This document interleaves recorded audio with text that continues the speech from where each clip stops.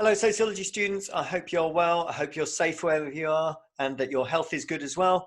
For those of you that are in Brighton, the sun is out. The sun is coming out today. But wherever you are, I hope you are safe and well. So just to give you an update of where you should be up to so far. Last week, your focus should have been on about symmetry within families, or what's called conjugal roles. So what you were looking at is, where is there evidence that roles have become more similar, particularly between the mother and the father? So are they now more likely to share the income, dual income? Are they more likely to share childcare and the housework? Or where is there evidence that is still quite divided? So if there is still evidence to say that men and women have quite specific roles within the family, and those two sides of the argument were helping you for your essay, that essay needs to be in on Thursday, and that is looking at whether roles are symmetrical or asymmetrical, whether they're joint conjugal or segregated conjugal. And there's loads and loads of information out there on this. And actually on your Study Smart, I gave you quite a few PowerPoints and also videos to have a look at as well. So just to make sure that you know where you're going to look at those things, if I just open your course, under the family, everything should now be in order in terms of how we've been teaching it. So you've got all the theories at the top. So if you want to find the most recent information, you want to scroll all the way down. Okay, so to help you for your essay for Thursday, these are the bits you need. Roles in the family, have a read through that PowerPoint. Essay on symmetrical family, it's worth having a look at that as well. And then these two videos. Okay, so family roles and responsibilities, changing family roles, gender roles, worth watching that one. This one, the second shift, you should know terms such as dual burden, triple shift, they come up quite often. So please have a look at those before you attempt to write your essay. And then in terms of the focus this week, this makes up a bigger area called demographics. Demographics looks at all the statistics to do with changes, what's happened, what's increasing, what's decreasing. We're going to start with what's happening with marriage and divorce. So I've added a PowerPoint for you here to have a look through.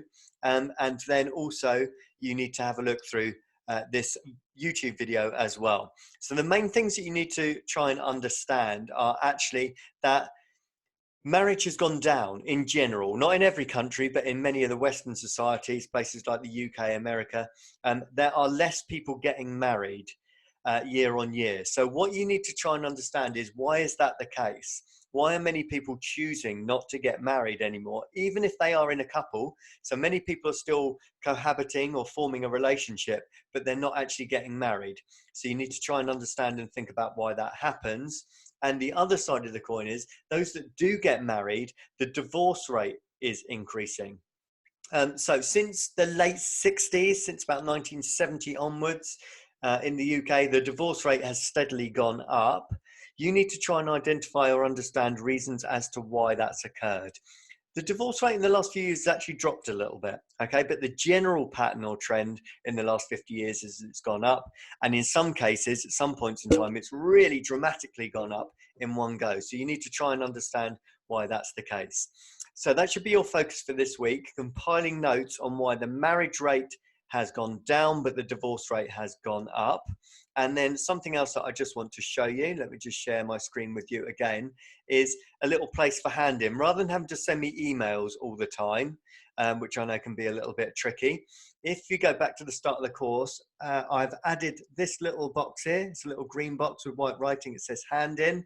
Okay, so if you want to hand in your homework via that, that will be a lot easier. It also means that I can send feedback to you via that. So I can write out how well you did on your essay, or what you need to improve or develop on at all. So please get into the habit of using that hand-in thing. It just saves you having to send me emails all the time, which might get lost as well. And then also, just to go back, on the welcome page, this is where I'll add any messages that I have for you. Okay, so any videos or messages, I'll put them all in order. If you've missed anything, just go back and have a look through these for any that you're not sure on. And then the other thing that I just wanted to do is a little bit of a help for me, but also a help for you, is you might be aware that I've been doing a podcast, which has been really successful. The podcast is interviewing lots of different people within the sociological world. So if you go to Spreaker.com, the Sociology Show, or if you download podcasts anyway, you can just find the Sociology Show.